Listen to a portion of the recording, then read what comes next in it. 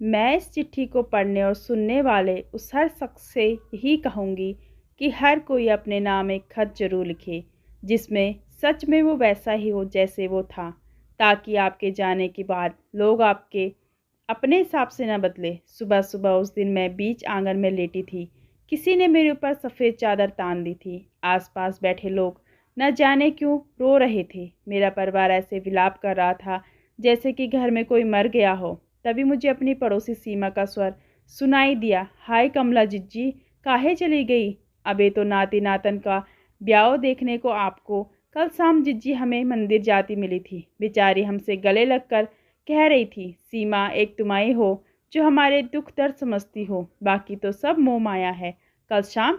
मैं तो कल शाम किट्टी पार्टी में गई थी, मंदिर तो मैं गई ही नहीं। तो फिर यह सीमा झूठ क्यों बोल रही है? मैं यह सोच ही रही थी कि तभी दूध वाला दाखिल हुआ।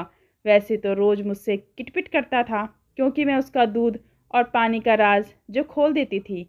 पर आज, अरे अम्मा, जो का होगा राम, जे कब मर गई? अम्मा, आज तो 6 महीने के दूध का हिसाब करती हो, तो अम्मा ने तो जिंदगी भर को हिसाब ख़त्म कर दो।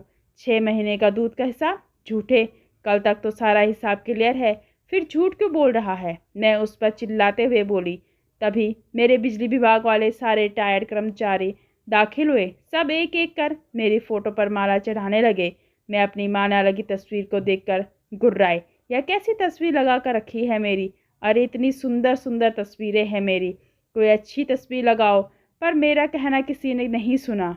तब मेरा दिमाग ठनका। अब मुझे पक्का यकीन हो गया। अब तो मैं यमलोक की यात्रा को निकल ली।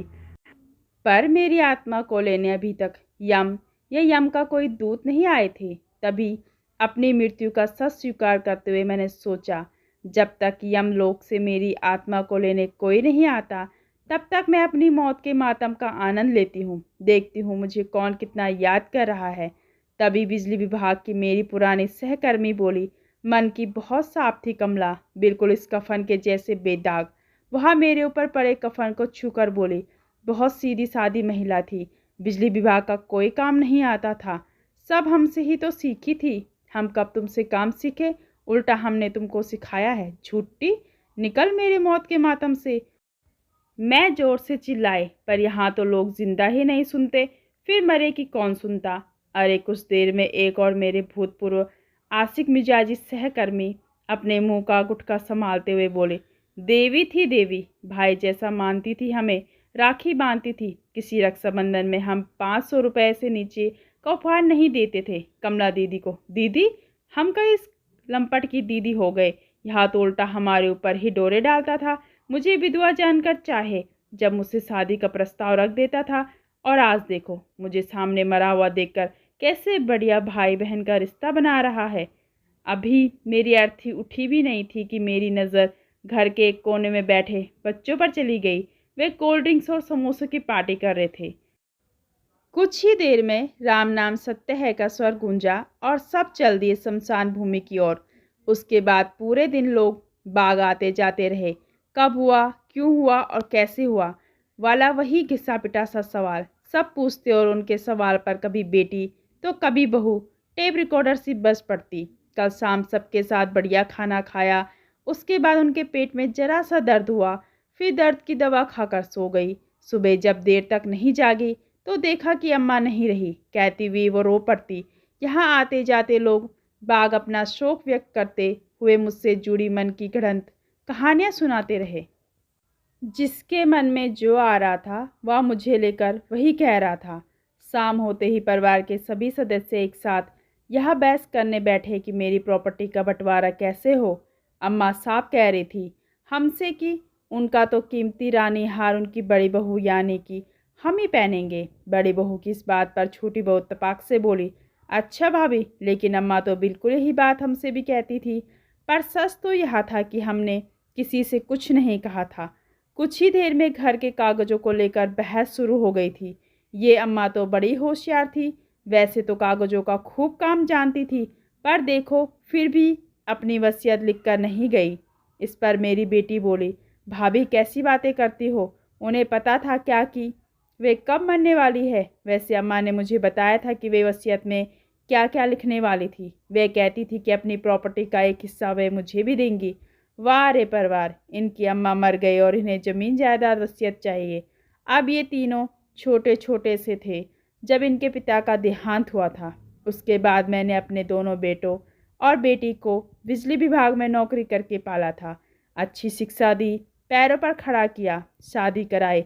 मेरा क्या कुछ भी इन्हें याद नहीं है। इन्हें तो बस इस बात का दुख है कि अम्मा वसीयत क्यों लिख के नहीं गई। कुछ ही घंटों में घर का माहौल बदल गया।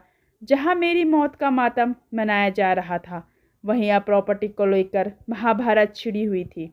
इस लड़ाई में मेरे दोनों बेटे नीरज और धीरज, दोनों की पत्नियां मेरी बेटी व दामाद थे। नीरज ने बहस के दौरान धीरज को धक्का मारा और वह मेरी तस्वीर पर जा गिरा और मेरी नींद टूट गई। जब मेरी आँख खुली तो उस वक्त आधी रात थी। सब शांति से सो रहे थे। मैं भी जीती जागती काया थी। ऐसा विचित्र सपना देखकर मैं डर गई थी। उसके बाद उस सपने के कारण मैं नहीं सो पाई। सुबह उजाला होते ही मैंने कागज कलम उठाकर अपने लिए एक खत लिखना शुरू किया। प्रिया में कमला, जीवन की आपाधापी में तुमसे बात करने का कभी समय ही नहीं मिला, इसलिए आज मैं स्वयं के लिए खत लिख रही हूँ। मैं कौन हूँ, क्या हूँ, कैसी हूँ, इन सब सवालों का उत्तर सबसे बेहतर मेरे पास ही है। मैं आज यह खत लिखते हुए खुद से मुलाकात कर रही हूँ। मैं कमला हूँ, वह कमला जो बचपन में बेहद शरारती थी, वह कमला जिसमें अच्छाई के साथ साथ ढेर सारी खामियां भी है। मैं वही कमला हूँ जो परफेक्ट वाइफ, सुपर मॉम और अच्छी दादी नानी बनने के चक्कर में खुद को खोती रही। मैंने 25 सालों तक बिजली विभाग में काम किया। मैंने हर काम खुद सीखा। मेरे ऊपर किसी का कोई कर्ज नहीं है। मैंने अपने जीवन के सारे कर्ज उतार दिए हैं। मैं 70 साल की एक विधवा हूँ, पर मैं मंदिर नहीं जाना चाहती। मैं तो किटी पार्टी में जाती हूँ। यह ज़रूरी नहीं है कि बूढ़ी हो गई इसलिए मंदिर ही जाऊँ। मैंने अपने बच्चों के नाम कोई प्रॉपर्टी नहीं की। मैंने इन्हें पाल पोस कर उन्हें अपने पैरों पर खड़ा कर दिया। यही क्या कम है? मेरे सारे कीमती जेवर और सामान मैं एक ट्रस्ट के नाम करने जा रही हूँ। चूँकि मेरे बच्चे अब बहुत संभल रहे हैं, इसलिए आशा है कि उन्हें इस बात का हजम हो जाए। मेरी इच्छा है कि मेरे मरने के बाद मेरी एक खूबसूरत सी तस्वीर लगे और उस शोक सभा में कोई मेरे लिए कुछ न बोले। बस उस दिन मेरी लिखी यह चिट्ठी पढ़ी जाए, जिसमें असल में मैं ही रहूं, बिल्कुल वास्तविक। मैं इस चिट्ठी को पढ़ने और सुनने वाले उस हर शख्स से यही कहूँगी कि हर कोई अपने नाम एक खत जरूर लिखे, जिसमें वो सच में वैसा ही हो जैसे वो था, ताकि आपके जाने के बाद लोग आपको अपने हिसाब से न बदले। यह काम आप जितनी जल्दी से जल्दी कर सकते हैं करें, क्योंकि मृत्यु कहकर नहीं आती। दूसरों के लिए जीवन जिए, पर खुद के लिए जीना कभी न छोड़े। जीवन में कुछ न कुछ ऐसा अपने लिए ज़रूर लिखे या करे जो आपके जाने के बाद भी आपकी कहानी को उस तरह बयां कर सके जैसे आप असल में थे। प्यारी कमला, तुम्हारे लिए तुम खुद। मैंने एक खत लिखकर पेपर वेट से दबाकर रखा ही था कि दूध वाला आ गया और उसका दूध देखकर मैं रोज़ की तरह उससे कहने लगी, कितना पानी मिलाता है मोहन, तेरे दूध की चाय बनाने जाओ तो पानी मिलाने की भी जरूरत ना हो। बाहर मेरी और उसकी बहस हो रही थी और अंदर मेरा लिखा खत पंखे की हवा में हिलता हुआ मुस्कुरा रहा था।